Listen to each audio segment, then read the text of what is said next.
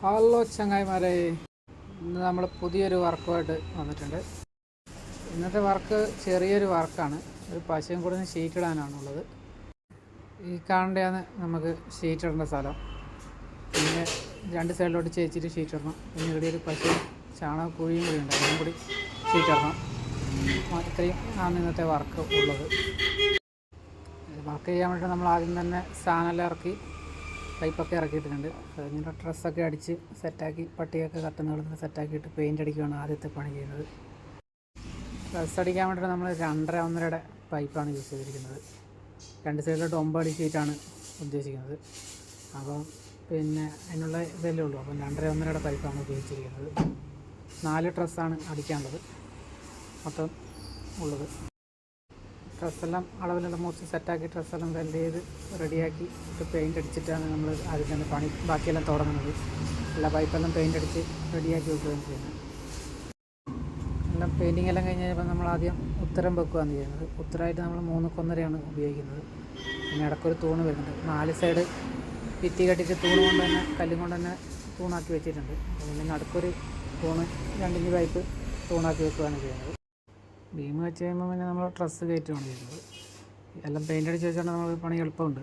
കാരണം എല്ലാം പിന്നെ ഡ്രസ്സെല്ലാം കയറ്റി പടപട സ്പീഡിൽ കയറ്റി വെക്കാൻ പറ്റുന്നുണ്ടായിരുന്നു. 4 ഡ്രസ്സാണ് ഉണ്ടായിരുന്നു. 4 നമ്മൾ കയറ്റി വെൽഡ് ചെയ്തെല്ലാം കഴിഞ്ഞു. പിന്നെ അത് കഴിയുമ്പോൾ പിന്നെ പട്ടികയുടെ പണിയാണ് ഉണ്ടായത്.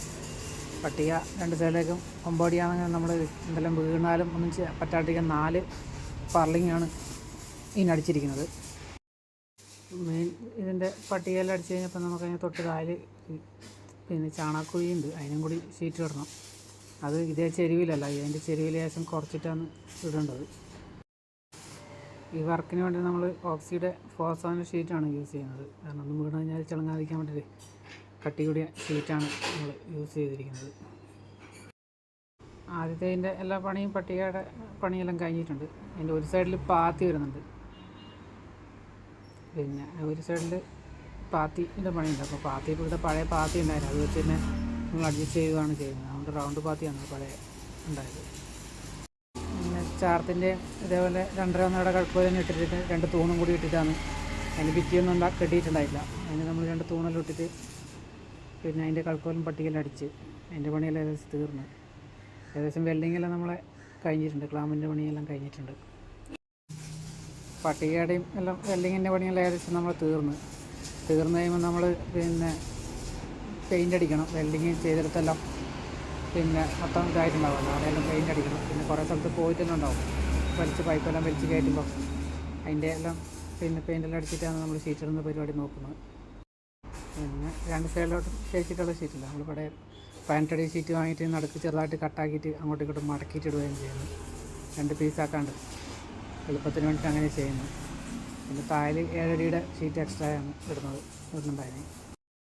ഇതാണ് നമ്മൾ ഇന്നത്തെ വർക്ക്. ചെറിയ പണിയാണ്. അപ്പോൾ നമ്മുടെ വർക്ക് ഇഷ്ടമായി കഴിഞ്ഞാൽ നമ്മളെ കോൺടാക്റ്റ് ചെയ്യുക. കോൺടാക്റ്റ് ചെയ്യാനുള്ള നമ്പർ താഴെ കൊടുക്കുക. അതുപോലെ തന്നെ നമ്മുടെ വീഡിയോ ഇഷ്ടമായി കഴിഞ്ഞാൽ ലൈക്ക് ചെയ്യുക, ഷെയർ ചെയ്യുക, സബ്സ്ക്രൈബ് ചെയ്യുക, സപ്പോർട്ട് ചെയ്യുക. നമ്മൾ കണ്ണൂർ ജില്ലയിലാണ്. കണ്ണൂർ ജില്ലയിൽ ആലക്കോട് എന്ന് പറഞ്ഞ സ്ഥലത്താണ്.